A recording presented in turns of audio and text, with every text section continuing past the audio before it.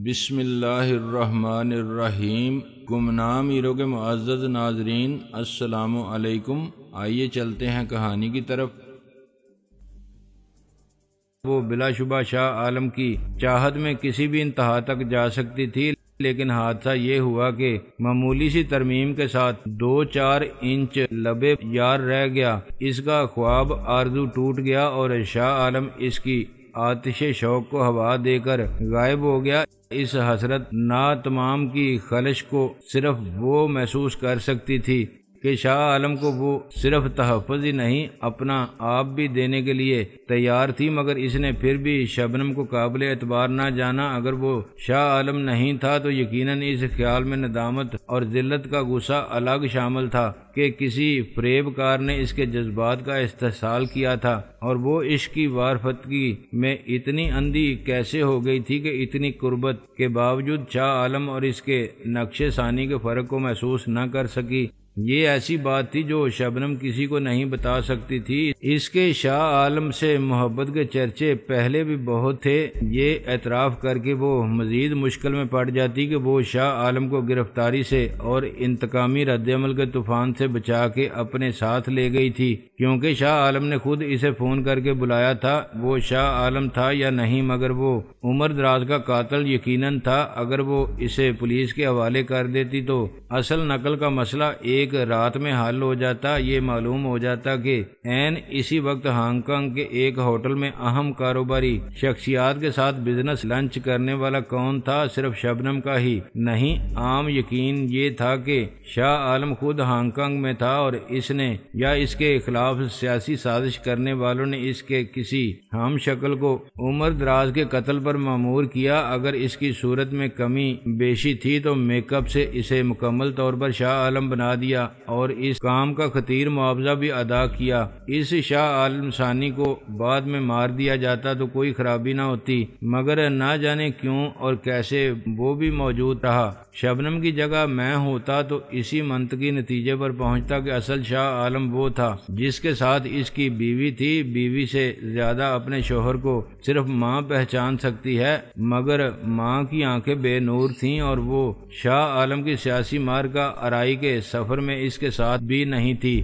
رخشندہ اپنے شوہر کے ساتھ تھی۔ شبنم نے آخری بار اسے شاہ عالم ہاؤس میں دیکھا تھا۔ یہ ناممکن تھا کہ کوئی اجنبی رخشندہ کے ساتھ اس کے گھر اور بیڈ روم میں پہنچ جائے۔ شبنم نے شاہ عالم سے اس کے گھر میں آخری ملاقات کے دوران یہ بات ثابت کرنے کی کوشش کی تھی کہ اصلی شاہ عالم مارا جا چکا تھا۔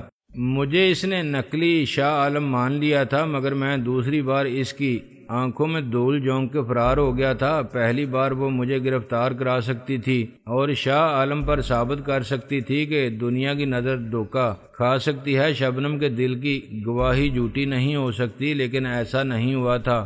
دوسری بار وہ نقلی شاہ عالم کو مشتعل ہجوم کے حوالے کر سکتی تھی کہ یہ ہے عمر دراز کا قاتل اور وہ جس کو مارا جانا چاہیے تھا، مگر وہ پھر بھاگ گیا۔ اب وہ سخت کنفیوژن کے عذاب میں مبتلا تھی۔ وہ یقین چاہتی تھی اور شک کے پرآزار کانٹے کو دل سے نکالنا چاہتی تھی۔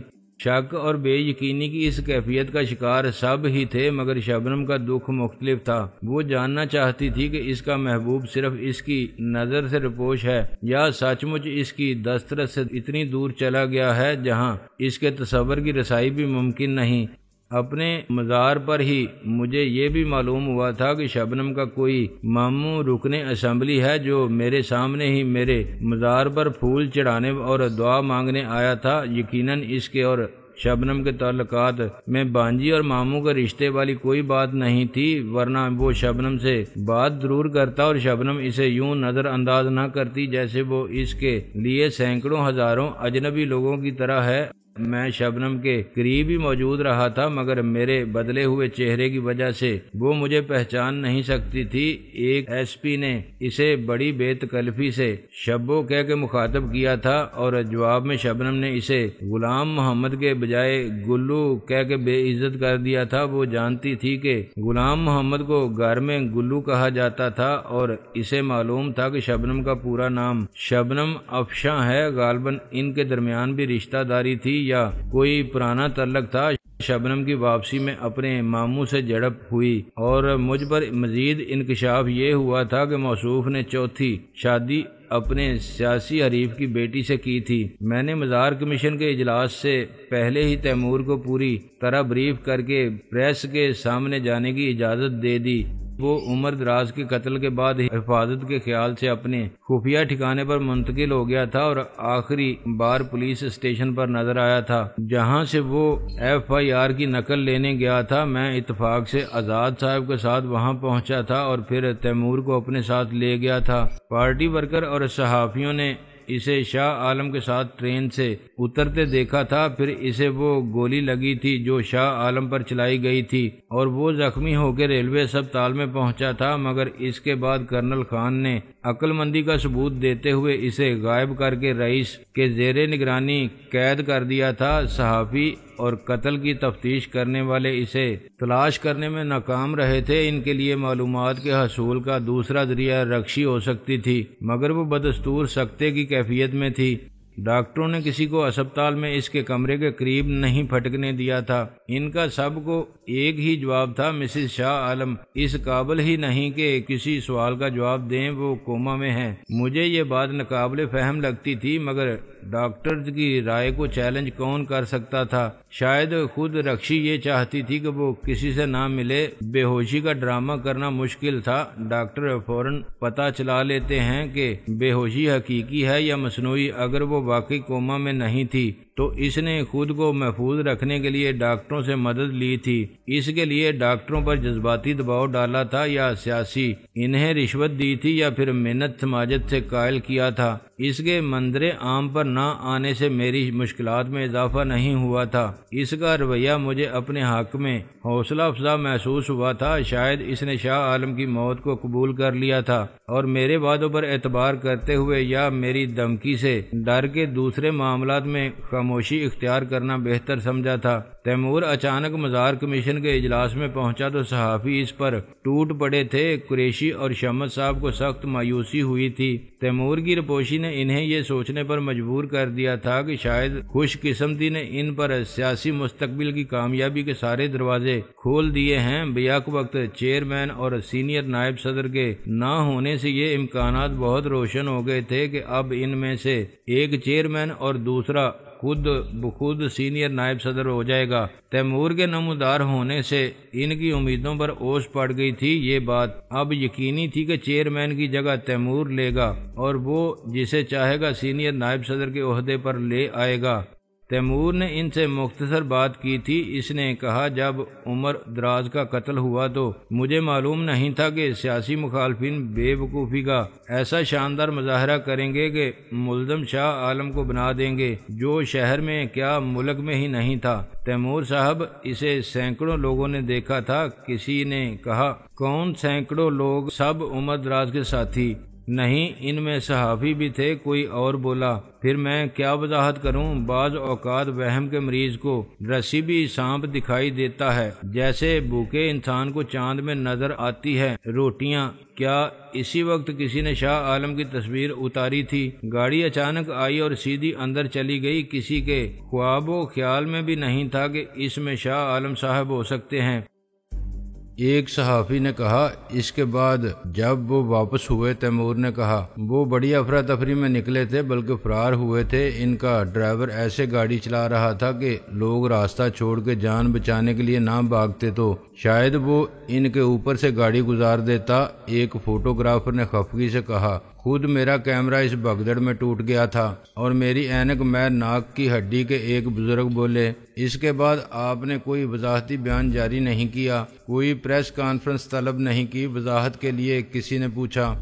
وضاحت کر دی گئی تھی، میں خود اپنی فیملی کے ساتھ شفٹ کر گیا تھا۔ مجھے عمر دراز کے مشتعل حامیوں سے جان کا اندیشہ تھا۔ آپ کی فاتح عالم فورس کیا چوڑیاں پہنے ہوئے تھی؟ کوئی تن سے بولا، دیکھیے، میں خون خرابہ نہیں چاہتا تھا، اس لیے ہم نے اپنے کارکنوں کو بھی پرسکون رہنے کی ہدایت کی تھی۔ عمر دراز کے ساتھی توڑ پھوڑ میں مصروف تھے۔ اگر ہم اپنے کارکنوں کو کنٹرول نہ کرتے تو تصادم کے نقصانات بہت زیادہ ہوتے، شاید کچھ لوگ مارے جاتے، ہمارے بہت سے آفس جلا دیے گئے اور تباہ کر دیے گئے، مگر ہمارے کارکن اور فاتح عالم فورس کے اراکین پارٹی ڈسپلن کے پابند تھے۔ کیا یہ ٹھیک ہے کہ شاہ عالم کا کوئی ڈپلیکیٹ ہے جو اس کا ہم شکل ہے یا میک اپ سے بنا دیا گیا ہے؟ ایسا میں نے بھی سنا ہے اور یہ خارج از امکان بھی نہیں، لیکن میں نے اسے دیکھا نہیں، یہ مجھے کسی فکشن کی طرح لگتا ہے۔ تیمور بولا، لیکن یہ فکشن نہیں ہے، ایک سینئر جرنلسٹ صفیہ نے کہا۔ پی جے ایف کے چیئرمین کو ریلوے کراسنگ پر ایک مشتعل ہجوم نے گاڑی روک کے مار دیا تھا، وہ گاڑی آپ کی تھی؟ کیا اسے میں چلا رہا تھا؟ آپا صفیہ کے بجائے شبنم نے برہمی سے کہا، یہ کس نے کہا ہے کہ آپ چلا رہے تھے؟ مگر آپ نہیں تھے تو وہ کون تھا آپ کا ڈرائیور؟ آپ کی طرح وہ بھی غائب ہو گیا تھا، وہاں سے شاہ عالم لوگوں کے ہاتھوں آ گیا۔ میں آپ کی تردید کیسے کروں؟ تیمور نے کہا، آپ تو خود ریلوے اسٹیشن پر موجود ہوں گی اس وقت جب شاہ عالم پر قاتلانہ حملہ ہوا۔ نہیں، میں وہاں نہیں تھی، میں وہاں تھی جہاں شاہ عالم کو شہید کیا گیا تھا، کچھ دیر بعد پہنچی تھی۔ شبنم نے کہا، اس وقت تک لاش وہاں سے ایمبولینس میں روانہ کر دی گئی تھی ہسپتال؟ کیا پھر آپ ہسپتال گئی تھیں؟ شبنم نے کہا، میں ریلوے اسٹیشن پر دوسرے شاہ عالم سے ملی تھی اور وہ باتیں کرتے کرتے اچانک غائب ہو گیا تھا، پھر وہ اس کی روح ہوگی۔ تیمور نے کہا۔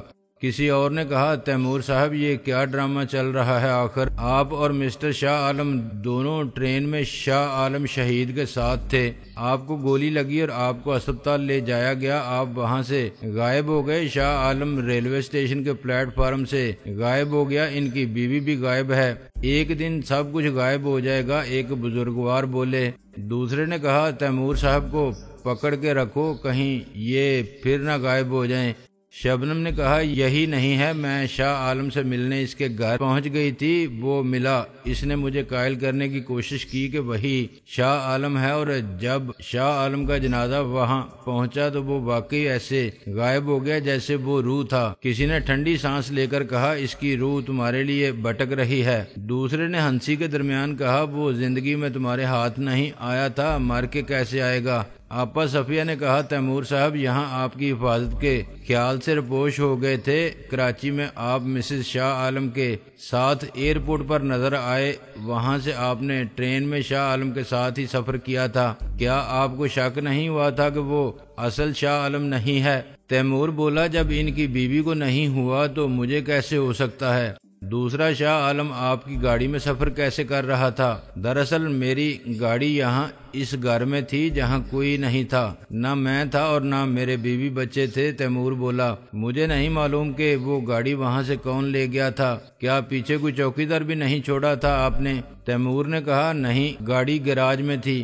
آپ مانتے ہیں کہ اصلی شاہ عالم وہی تھا جو آپ کی گاڑی میں شہید کیا گیا اور جس کی تدفین شاہ عالم کی حیثیت سے ہوئی؟ شبنم نے کہا، آپ اس سے انکار نہیں کر سکتے۔ میں نے انکار نہیں کیا، پھر آپ کو ماننا پڑے گا کہ جس کے ساتھ آپ کراچی سے لاہور تک بائی ٹرین آئے تھے وہ جعلی شاہ عالم تھا، جسے نہ اس کی بیوی پہچان سکی نہ آپ۔ میں اس امکان کو مسترد نہیں کرتا، حقیقت بہت جلد سامنے آ جائے گی۔ تیمور نے کہا، یہ دوسرا جعلی شاہ عالم تھا تو شاہ عالم ہاؤس میں کیسے پہنچ گیا اور پھر وہاں سے فرار کیسے ہوا؟ ایک خاتون صحافی شمی نے کہا، یہ آپ اسی سے پوچھئے جب وہ مل جائے۔ تیمور نے کہا، آپ خود کہاں تھے؟ ایک داڑھی والے صحافی نے سوال کیا۔ میں زخمی تھا، ہسپتال میں خود کو غیر محفوظ سمجھتا تھا، چنانچہ میں کہیں اور شفٹ ہو گیا تھا۔ زخم خطرناک نہیں تھا اور ڈریسنگ گھر پر بھی ہو سکتی تھی۔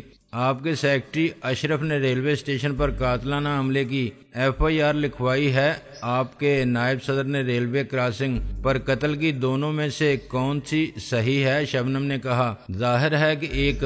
صفیہ نے کہا، کل کی پریس کانفرنس کے بارے میں آپ کیا کہتے ہیں؟ اس میں خود کو شاہ عالم کہنے والا کون تھا؟ تیمور نے بڑی چلاکی سے کہا، کیا آپ وہاں نہیں تھیں؟ جانتے بوجھتے سینئر صحافیوں کو وہاں نہیں بلایا گیا تھا۔ شبنم نے کہا، پھر آپ انہی سے پوچھیں جو آپ کے جونیئر ساتھی ہیں، ویسے ریاض صاحب شاید آپ سے بہت سینئر ہیں۔ تیمور نے شبنم سے مخاطب ہو کے کہا، اب آپ لوگ مجھے اجازت دیں، مجھے مزار کمیشن کے اجلاس کی صدارت کرنی ہے۔ مزار کمیشن کے اجلاس میں کیا ہوا تھا یہ میں پہلے بتا چکا ہوں۔ شبنم نے بعد میں سب سے پہلے ہنگامہ کھڑا کیا کہ شاہ عالم شہید کی شناخت کی جائے اور اس کا دوبارہ پوسٹ مارٹم کرنے کے لیے میڈیکل بورڈ تشکیل دیا جائے۔ اس وقت تک اخبارات میں یہ مطالبہ بہت زور پکڑ چکا تھا اور وہ صحافی جنہوں نے میری پریس کانفرنس میں شرکت کی تھی ایک دم انتہائی اہم ہو گئے تھے۔ رائے عامہ بھی واضح طور پر دو حصوں میں تقسیم ہو گئی تھی۔ پارٹی ورکر شدید جنجلاہٹ کا شکار تھے، انہیں محسوس ہوتا تھا کہ اوپر والے انہیں بیوقوف بنا رہے ہیں۔ یہ پارٹی لیڈرشپ کی سازش ڈرامے بازی ہے کہ اصلی اور نقلی شاہ عالم کا چکر چلا دیا گیا، اور ابھی تک 100% یقین کے ساتھ کوئی نہیں بتا سکتا کہ پی جے ایف کے چیئرمین کو شہید سمجھا جا سکتا ہے یا نہیں۔ کیا وہ جنازہ اس کا نہیں تھا جس میں اتنے لوگ اشک فشاں شریک ہوئے تھے؟ وہ رنج و غم، سوگ اور ماتم سب بے مقصد تھا؟ نہیں، ایسا کیسے ہو سکتا ہے؟ اتنے لوگوں کو بیوقوف کون بنا سکتا ہے؟ پھر پارٹی کو یہ چکر چلانے سے کیا فائدہ ہو سکتا ہے؟ اگر مزار شاہ عالم شہید کا نہیں تو پھر وہاں کون دفن ہے؟ وہ ہم شکل کون تھا جسے پہچاننے میں سب کی نظروں کو دھوکہ ہوا؟ پارٹی کی قیادت، اس کی بیوی، ماں باپ، دوست احباب، سینکڑوں ملنے جلنے والے، کیا سب فریب کا شکار ہو گئے؟ اور اگر شاہ عالم زندہ ہے تو کہاں ہے وہ؟ رپوش کیوں ہے؟ پروپیگنڈے کا مسلمہ اصول ہے کہ جھوٹ کو مسلسل اتنا عرصہ اتنے زور و شور سے بولو کہ وہ سچ مان لیا جائے۔ یہی میں نے کیا تھا، مگر اپنی مرضی سے اور خوشی سے کچھ بھی نہیں کیا تھا۔ وہ ایک نادیدہ قوت تھی جس نے کانٹا بدل دیا اور میری زندگی کی گاڑی لائن بدل کے دوڑنے لگی تھی۔ پھر راستہ بھی بدل گیا اور منزل بھی۔ میں تقدیر کے فیصلے کو قبول کرنے پر مجبور تھا۔ تقدیر کے فیصلے سے میں مجبور ہو گیا تھا۔ ایک بار پھر میری زندگی کا راستہ بھی بدل گیا تھا اور پھر منزل بھی۔ یتیم خانے کی دنیا سے چھوڑ کے میں نے سمجھا تھا کہ اب میں آزاد ہوں اور اپنی مرضی سے کچھ بھی کر سکتا ہوں اور کہیں بھی رہ سکتا ہوں۔ ڈاکٹر صاحب کے گھر میں مجھے سب کچھ حاصل ہو گیا تھا۔ وہ اہمیت جس نے مجھ میں خود اعتمادی پیدا کی، اپنائیت کا احساس، زندگی کی آسائش اور آزادی۔ اب میں یہ گھر بھی چھوڑ کے جا رہا تھا، کبھی واپس نہ آنے کے لیے۔ اچانک حالات نے خاموشی سے میرے خلاف سازش کے جال پھیلا دیا تھا اور میں اسی میں پھنس گیا تھا۔ کیا اسیری ہے، کیا رہائی ہے؟ ان حالات میں اپنی مرضی سے اپنی زندگی کا کوئی بھی فیصلہ کرنا میرے اختیار کی بات نہ تھی۔ مگر یہاں کیا تھا؟ یہاں تو میں آزاد تھا۔ پھر شادو نے مجھے کیسے اسیر کر لیا؟ ایسا کیوں ہوا کہ شادو نے مجھے حکم دیا اور میں نے کسی غلام کی طرح تعمیل کی؟ اس نے کہا کہ چھوڑ دو اپنا سکھی سنسار، قربان کر دے زندگی کی ہر آسائش و راحت کو، ٹھکرا دے اپنی اہمیت کو، بھول جا اپنی انا اور غرور کو اور اٹھا لے کشکول گدائی اختیار کر اور فقیر ہو جا، کیونکہ میں ایسا چاہتی ہوں اور تو مجھے چاہتا ہے، اور اگر یہ تیرے بس کی بات نہیں ہے تو انکار کر دے۔ میرے بوجھل قدم مجھے رفتہ رفتہ اس گھر سے دور لے گئے جس کو میں نے اپنا گھر سمجھنے لگا تھا، اور اس گھر میں رہنے والے مجھے اپنا سمجھتے تھے۔ پھر اچانک سب کچھ بدل گیا۔ مجھے احساس ہوا کہ اچھے کپڑوں میں پرتکلف بیڈ روم، رئیسانہ زندگی کے چونچلوں، اپر کلاس کی نظریں فریب، مصروفیات کا حصہ بن جانے کی طمانینت اور غرور کے علاوہ بھی کچھ ہے جو آدمی کی نگاہ کو بدل دیتا ہے، اور وہ سب ہیچ نظر آنے لگتا ہے جو مقصد حیات تھا۔ میرے ساتھ تقدیر نے دوہرا مذاق کیا، جیسے کوئٹہ جانے والی ٹرین میں دو انجن لگائے جاتے ہیں، ایک اسے آگے سے کھینچتا ہے اور دوسرا پیچھے سے دھکیلتا ہے۔ اس کے بغیر دشوار پہاڑی راستے کی بلندی طے نہیں ہو سکتی۔ ایسے ہی میری عقل و خیال کی مزاحمت کو شکست دینے والی قوت صرف شادوں کے عشق کی کوشش نہیں تھی، بیگم صاحبہ کا رویہ بھی خوف بن کے مجھے اس گھر سے دور بھاگ جانے پر مجبور کر رہا تھا۔ راکٹ کو زمین کی کشش سے دور جانے کے لیے بہت زیادہ طاقت کی ضرورت پڑتی ہے، اتنی طاقت جو اسے 25,000 میل فی گھنٹہ کی رفتار دے سکے۔ پھر جیسے جیسے زمین سے فاصلہ بڑھتا جاتا ہے اس کی کشش کم ہونے لگتی ہے اور خلا کی آزاد فضا تک سفر آسان ہوتا جاتا ہے۔ میرے لیے بھی اس گھر کو چھوڑ دینے کے بعد آغاز سفر کا مرحلہ زیادہ کٹھن تھا۔ اسی گھر میں گزارے ہوئے اچھے وقت کا ہر لمحہ میرے پاؤں کی زنجیر بن گیا تھا۔